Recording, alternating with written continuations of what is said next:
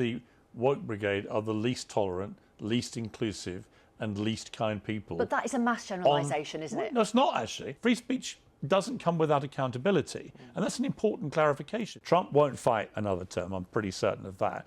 How would you describe your relationship with President Trump right now? Well, he texted me yesterday. Saying what? About Cristiano Ronaldo. When he first got offered it by Keir Starmer, he rang me. I was in a black cab, actually. It was quite amusing to take a call from Donald Trump when you're in the back of a black cab and you see the cab driver going. He went on stage after we had this bust up and said, Piers Morgan's so dead he's catching flies. Wasn't my favourite moment I've had with him, but that's what Trump is. It's all or nothing. It's great, you're the greatest ever, or you're the worst ever. You've got your book out. I want you to define for our audience what you say woke is, because as you know, there are plenty of people who say woke means being tolerant and being inclusive and being kind. I mean, that is laughable in Why? itself. Well, because the woke brigade are the least tolerant, least inclusive and least kind people. But that is a mass generalisation, isn't it? No, it's not actually. Go on. No, my whole premise of my book is I'm a liberal. I have nothing in common with the way the woke left has behaved in the last few years. The great irony is they became the very kind of fascists that they profess to hate most. They became the scolders, the shamers, the cancellers, in some extreme cases, as with the murder of Charlie Kirk, the murderers of people for their speech. That's not liberalism. It's the antithesis of liberalism. You know, my last book was called Wake Up, and it was a clarion call to my liberal friends. Wake up before it's too late. And it was too late because they totally ignored me, and Donald Trump got re-elected, which was the price they were paying for their ludicrous ideology. And it is, in many cases, ludicrous. There will be a time, probably not too distant future, when the world will look back on this period and say, let me get this absolutely straight. There was a body of opinion which couldn't be contested on pain of cancellation that you could allow biological men to compete in women's sport, for example. And people will think we'd lost our minds.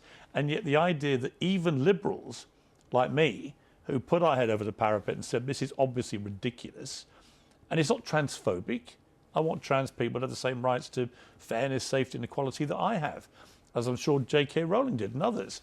But we were trying to defend and protect women's rights, which had been fought so hard for 100 years. And the idea that that was just not only put out there as an ideology, but if you tried to confront it or contest it, you yourself got destroyed. It's ridiculous. So this idea that any part of that, of the reaction to people that raise legitimate concerns, without a transphobic bone in my body, by the way, I totally recognise trans people. The idea that for doing that, you would be treated in the way that people like me were treated, I think is indicative of a group of people who were not kind, they weren't inclusive, they had no intention of being any of those. It was their way or the highway. But you weren't cancelled. No, well, they tried. I mean, I had to leave a job I loved, Good Morning Britain. I was the host of that with our mutual friend, Susanna Reid. But that wasn't because of your views on women's rights. Well, no, but in a way, it was a result of a woke ideology. I'll explain why. I was doing a job I loved. We'd done very well in the ratings, and I didn't want to leave. And then came the infamous Oprah Winfrey interview with Meghan and Harry. Yeah. And I said I didn't believe a lot of what I was hearing. Now, in a free democratic society, I should be allowed to do that. In fact, a liberal, a genuine liberal, would encourage me to have an honest opinion about an interview like that. And if I decided I didn't want to believe it, or I contested some of it, whatever, that's my free speech right. Instead, what happened, it turned out, I found out later, under direct pressure from Meghan Markle to the female boss of ITV, Dame Carolyn McCall. And it's significant to mention she's female because Meghan Markle said, I write to you as a woman and as a mother, you got to get rid of him. I was then told that I either apologised for my honestly held views or I'd have to leave. So I left that day. And we'll come back to that. Well, my point is that is, again, you talk about tolerance, kindness, inclusivity. None of those things applied to people like me when we tried to exercise our right to free speech. Understood. What I don't understand about that day, and I have to take your word for it, that's what Meghan said to Carolyn McCall and all the rest of it, because I haven't seen that documentation. You can take my word for it. OK, fine. Why did you walk off set that morning? That's what I didn't understand. Oh, that was when Alex Beresford, the weather presenter, was as it looked like, sticking up for what Meghan had said. Well, yeah, he was being very sneaky, actually, because the night before he texted me and said he wanted to come on the show. He wouldn't normally have been on the show that morning. Right. He wanted to come on and he wanted to talk about this issue, and it was all very friendly, all very chumming. And then I realised very quickly what he was doing. He'd been seen out the back preparing his little speech. And there we had a guy. But he's also entitled to free speech. Of course he is, but why did you walk off? because you don't have to listen to it. Okay. The point about free speech is everyone's entitled to their opinion. You don't have to sit there and listen to it. It's like when I block people on Twitter, or X as it is now, and people say, "Oh, you're a free speech warrior, then, aren't you? You want to shut it down?" I went, "No, you don't understand. They're still entitled to post whatever they want. Yeah. I don't want to stop them." But free speech doesn't mean you have to listen to it. But do you regret walking off? Yes, I regret it. The moment I got back to my dressing room, I was like, what are you doing? Get back in there. And I got back in there. But I did leave that day for reasons totally unconnected to the weather guy. I did realise when I came, I thought, you know what? This is silly. Get back in there. So I did. And so, yeah, if I had my time again, I wouldn't do that. Right. Well, OK, fine. You say it's not about free speech. Would you say you are a free speech purist? Not purist. OK. I think I've had failings in the free speech area, and I really think hard about it, because I think that, when people try and put restrictions on free speech, there are legitimate debates about where those restrictions are and where they should be. Right? What should you be allowed to say? I've kind of reached a place now where I think that if you're not directly inciting violence, if I'm inciting violence against you personally, I say you're going to be at this address, go and set fire to it. Yeah. That's a clear criminal act that I'm doing by saying that. But if I just say that I hate you, or you say you hate me, or you're disgusting, whatever it may be, you're entitled to that opinion. People may not like the hateful speech they hear, but the whole point of free speech actually is that you should tolerate other people's speech, even if it's occasionally hateful. OK.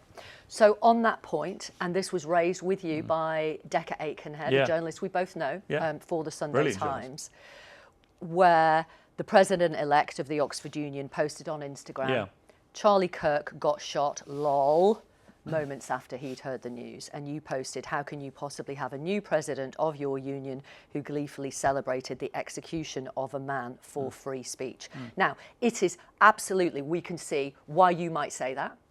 But if you're using the free speech argument, he was exercising his free speech. And by the way, he took it down a few minutes later. Entirely. But free speech doesn't come without accountability to individual organisations. He wanted to be president-elect, or be president of the Oxford Union, probably the world's most reputed debating chamber in the world, where he himself has stood opposite Charlie Kirk a few months earlier. The fact that his first instinct to Charlie Kirk being murdered in front of his wife and 2 young kids for his speech was to celebrate that so gleefully was, in my view, disqualifying for his ambition to be president of that chamber. That's the point I was making. He's allowed to say it. Yeah. I don't want him punished. I don't want him taken to jail or fined or criminally prosecuted.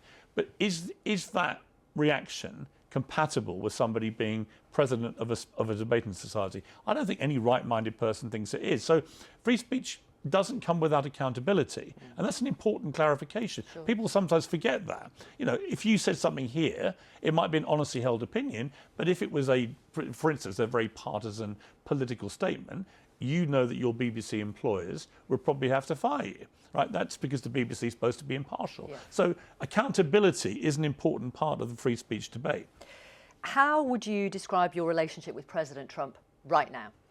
Well, he texted me yesterday. Saying what? About Cristiano Ronaldo. Because I'd had this weird thing where I interviewed Ronaldo about 3 weeks ago. And in the interview, he said he'd never met President Trump, really wanted to meet him. I immediately said, well, I can probably make that happen.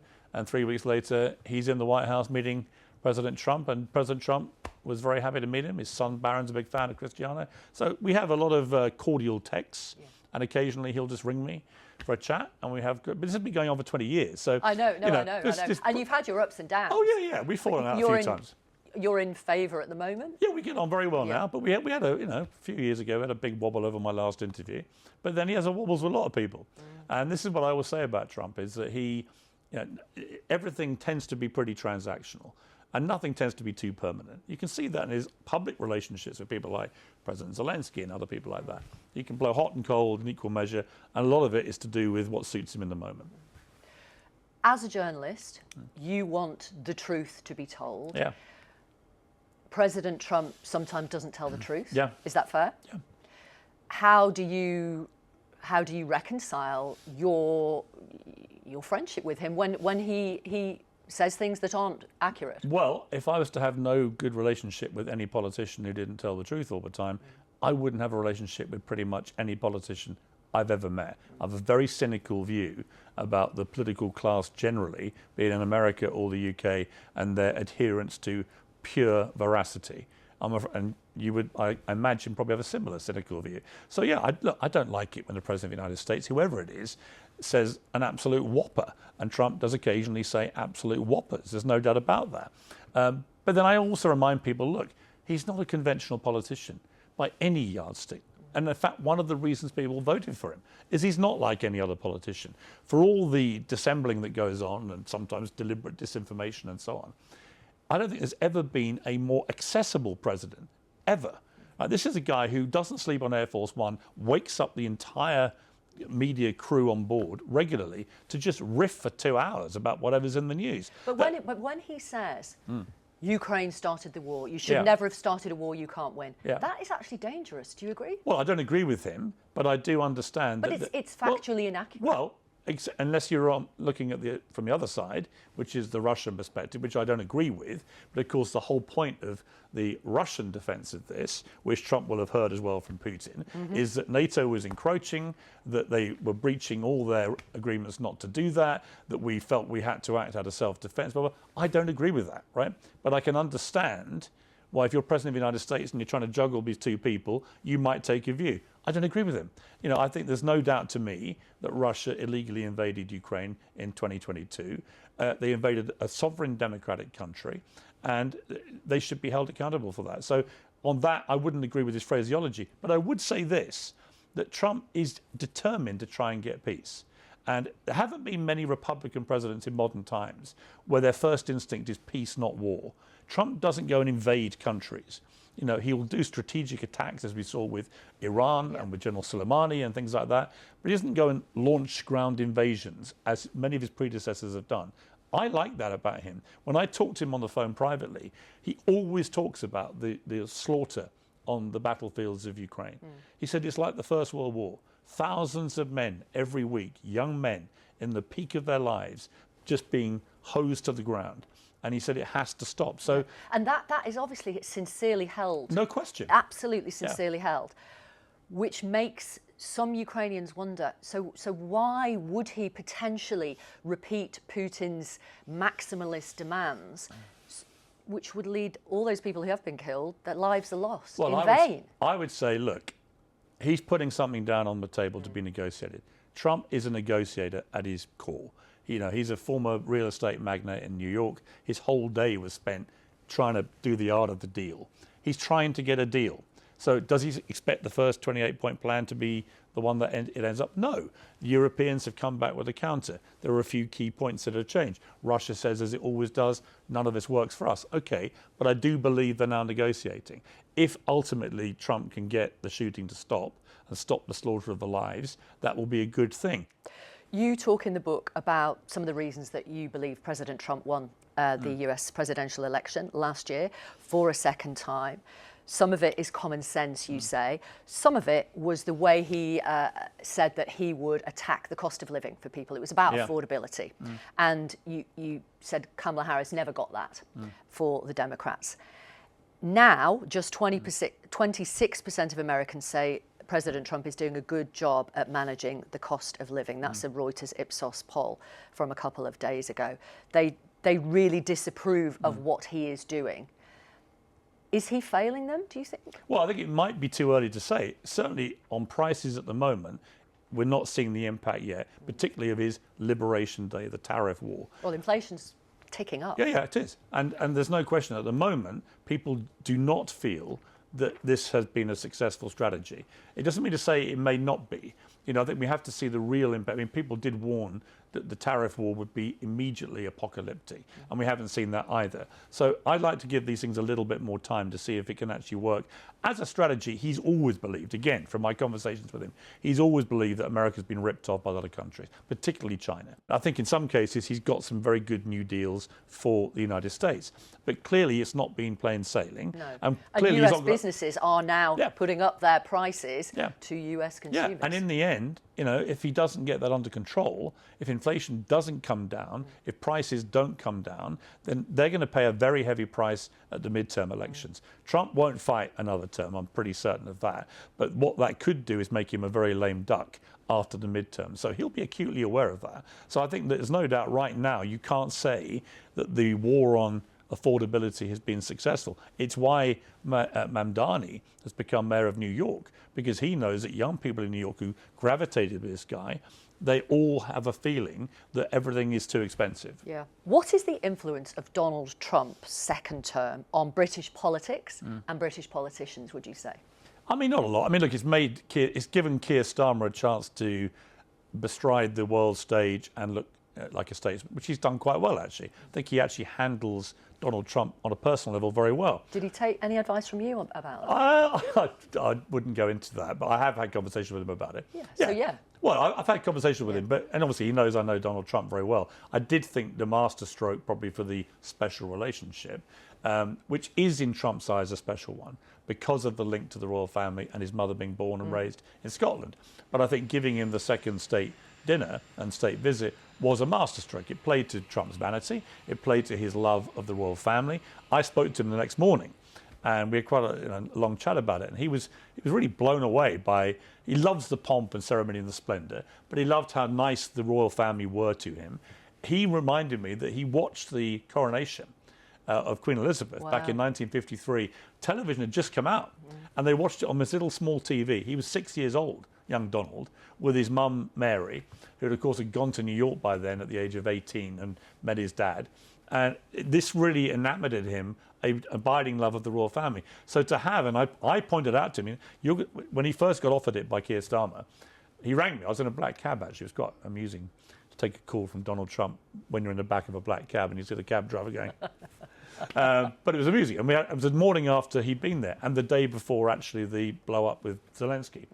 And we were talking in the back, and he said, they want to offer me Buckingham Palace or Windsor Castle. Which one do you think? I went, well, it's got to be the castle. He went, why? I said, well, they're doing up the palace. I said, but the castle has, the optics are so much more magnificent, I think. The rolling fields, and he got that, so he loved it. But I pointed out to him then, I said, you realise you're going to be the first president, probably first world leader, to ever have a state visit with both the Queen and then her son, the King, which is two monarchs. I said, this is highly unique, really. And he loved that. So he looked, with Trump, you have to flatter him. You can choose not to, but actually if you want to do business, and in the end, the UK did a pretty good trade deal with him comparative to many other countries that dug their heels in, you've got to kind of do the art of the deal with him. What about his influence on Nigel Farage? I'm not sure how close they are. I hear Farage talk him up, quite a lot, but I'm not sure how close they really are. It's interesting with Farage because he's kind of winning at the moment by default. I think the weakness of the Labour government, the weakness of the Conservative Party is playing into the hands of a kind of disruptive third-party reform, and they're definitely gathering momentum. But I look at their economic policies, and they're not Trumpian policies at all. So I do think, I always say about Trump, there was an interesting Economist poll, sort of survey recently, about how Trump himself is not popular in the UK with most people. But Trumpism is increasingly popular. And when they were asked to define what that is, one of the beauties of Trump is he doesn't hide. He keeps ramming home his mission statement. He wants people to pay fewer taxes. Most Brits would agree with that. He wants engagement in fewer foreign wars. They probably agree with that too. He wants a strong southern border. We would love a strong southern border. He's pretty well shut the border in America now. And so on and so on. So there are lots of ticks in the box of what most Brits probably instinctively go, well, that sounds a good idea. If Farage can tap into more of that, then I think he'll have a better chance of winning. At the moment, I think he's sort of ahead by default. Right. How likely is Nigel Farage, do you think, to be the next Prime Minister of this country? Well, there's a long way to go. Yeah. So I think the enemy for him actually is time. If there was an election tomorrow, he might clean up. But I do think the Tories in particular have a long time to really get their act together. I sense with Kemi Badenoch, I don't know her, but she certainly seems to be performing better because the Labour government is struggling so much. Sometimes it's fun to be a leader in opposition. I was talking to Rishi Sunak recently about it must be very frustrating to not have had a chance to go after this Labour government as an opposition leader, and he conceded that because, of course, it is right now rich pickings. So you can, as a Tory leader, you can really do yourself the power of good by being a strong, effective opposition leader. So let's see where we are in 2.5, 3 years. It's a long time. We've seen with Trump. Trump's only been back in power for less than a year, and think how just overwhelming it's been. So in politics, a lot can happen. Yeah. Like I said, if it was an election tomorrow, then I think Farage would do very well. Will he still be riding that wave in 3 years? That's a big if. There are plenty of journalists right now who are not in favour with Donald Trump. He's banned Associated Press for not calling the Gulf of Mexico the Gulf of America. He's cut funds to NPR and PBS stations. He's suing the Wall Street Journal. We saw him criticise Mary Bruce of ABC News last week, who asked the Saudi prince, MBS, about the murder of the journalist Khashoggi.